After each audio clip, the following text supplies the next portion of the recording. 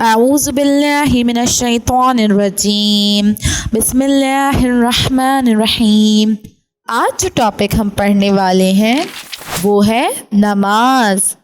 نماز فروع دین کی پہلی شاخ یعنی کہ پہلی برانچ ہے اور یہ دین اسلام کا ستون ہے۔ ستون کسے کہتے ہیں؟ پلر کو کہتے ہیں۔ جب کوئی بلڈنگ بنائی جاتی ہے یا کوئی عمارت بنائی جاتی ہے تو اس میں پلرز لگائے جاتے ہیں تاکہ وہ عمارت اپنی جگہ پر، وہ بلڈنگ اپنی جگہ پر مضبوطی سے کھڑی رہے۔ اسی طرح دین اسلام کی جو عمارت ہے اس کا پلر کیا چیز ہے؟ اس کا پلر نماز ہے۔ اگر کوئی شخص نماز کو صحیح طریقے سے نہیں پڑھتا، اس کا مطلب اس کی دین کی عمارت، اس کی دین کی بلڈنگ بھی ویک ہو رہی ہے۔ پیارے بچوں، نماز ہر مسلمان مرد اور عورت پر واجب ہے۔ رسول خدا صلی اللہ علیہ وآلہ وسلم نے فرمایا ہے، نماز جنت کی کنجی یعنی کہ چابی ہے، کی ہے۔ اب جو شخص بھی جنت میں جانا چاہتا ہے اسے کیا کرنا پڑے گا؟ اسے پابندی کے ساتھ نماز پڑھنی پڑے گی۔ جب ہم نماز میں کوئی ذکر پڑھتے ہیں تو یہ ایسا ہے جیسے ہم اللہ تعالیٰ سے بات کر رہے ہوں۔ اسی لیے ہمیں ہمیشہ نماز آہستہ آہستہ، اچھی قرأت کے ساتھ، خشوع و خضوع یعنی کہ کنسنٹریشن کے ساتھ پڑھنی چاہیے، اور نماز پڑھنے سے پہلے پاک صاف لباس پہننا چاہیے، عطر، خوشبو لگانی چاہیے۔ ہم دن میں 5 ٹائمز نماز پڑھتے ہیں۔ کون کون سی؟ فجر، ظہر، عصر، مغرب، عشاء۔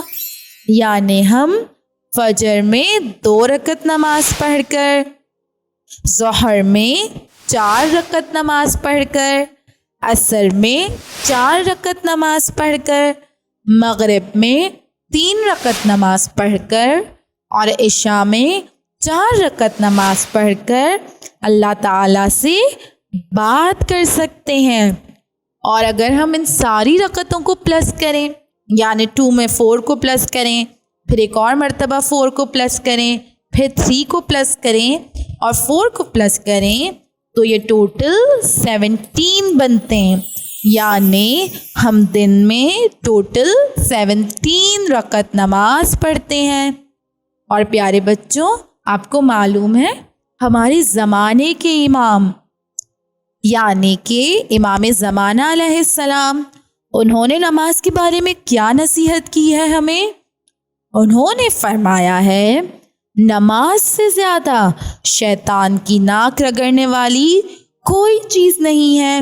یعنی جب ہم نماز پڑھتے ہیں تو شیطان کو اس وقت سب سے زیادہ تکلیف ہوتی ہے، لہٰذا نماز پڑھو اور شیطان کی ناک رگڑو۔